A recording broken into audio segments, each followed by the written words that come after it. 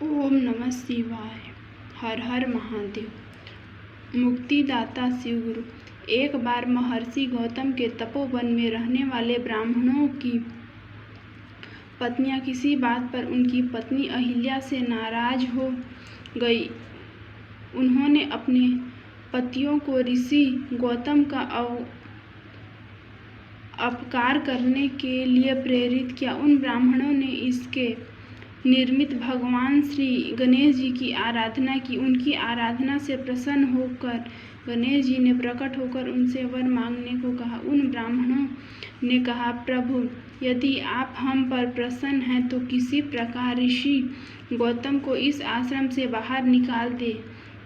उनकी यह बात सुनकर गणेश जी ने उन्हें ऐसा वर न मांगने के लिए समझाया, किंतु वह अपने आग्रह पर अटल रहे और अंततः गणेश जी को विवश होकर उनकी बात माननी पड़ी। अपने भक्तों का मन रखने के लिए वे दुर्बल गाय का रूप धारण करके ऋषि गौतम के खेत में जाकर चरने लगे। गाय को फसल चरते देखकर गौतम ऋषि बड़ी नरमी के साथ हाथ में तृण लेकर उसे हाँकने के लिए लपके। उन तृणों का स्पर्श होते ही वह गाय वहीं गिरकर मर गई। अब तो बड़ा हाहाकार मचा। सारे ब्राह्मण एकदम एकत्र हो गो हत्यारा कहकर ऋषि गौतम की भूमि भूरी भूरी भर्त्सना करने लगे। ऋषि गौतम इस घटना से बहुत आश्चर्यचकित और दुखित थे। अब उन सारे ब्राह्मणों ने उनसे कहा कि तुम्हें यह आश्रम छोड़कर अन्यत्र दूर चले जाना चाहिए।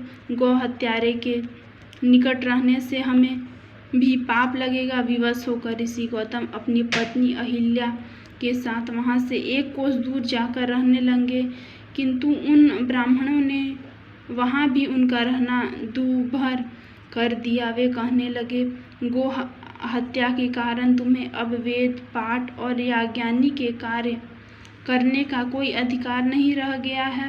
अत्यंत कातर भाव से ऋषि गौतम ने उन ब्राह्मणों से प्रार्थना की कि आप लोग मेरे प्रायश्चित और उद्धार का कोई उपाय बतावें। तब उन्होंने कहा, गौतम, तुम अपने पाप को सर्वत्र सबको बताते हुए 3 बार पृथ्वी की परिक्रमा करो, फिर लौटकर यहाँ 1 महीने तक व्रत करो। इसके बाद ब्रह्मगिरि की 101 परिक्रमा करके बाद तुम्हारी शुद्धि होगी तथा यहाँ गंगा जी से लाकर उनके जल से स्नान करके 1 करोड़ पार्थिव शिवलिंग से शिव जी की आराधना करो। इसके बाद पुनः गंगा जी में स्नान करके इस ब्रह्मगिरि की 11 बार परिक्रमा करो। फिर 100 घरों के पवित्र जल से पार्थिव शिवलिंग को स्नान करा के तुम उद्धार होगा। ब्राह्मणों की कथानुसार महर्षि गौतम वे सारे कृत्य पूरे किए और पत्नी के साथ पूर्णतः तत्लीन होकर भगवान शिव की आराधना करने लगे। इससे प्रसन्न होकर भगवान शिव प्रकट होकर उनसे वर मांगने को कहा। महर्षि गौतम ने उनसे कहा, भगवान, मैं यह चाहता हूँ कि आप मुझे गौ हत्या के पाप से मुक्त कर दे। भगवान शिव ने कहा, गौतम, तुम सदैव सर्वत्र निष्पाप हो। गो हत्या तुमसे छलपूर्वक लगाई गई थी। छलपूर्वक ऐसा करवाने वाले तुम्हारे आश्रम से ब्राह्मणों को मैं दंड देना चाहता हूँ। गौतम ने कहा, प्रभु, उन्हीं के निर्मित से मुझे आपका दर्शन प्राप्त हुआ। अब आप उन्हें मेरा परम हितैषी समझकर उन पर आप क्रोध न करें। हर हर महादेव।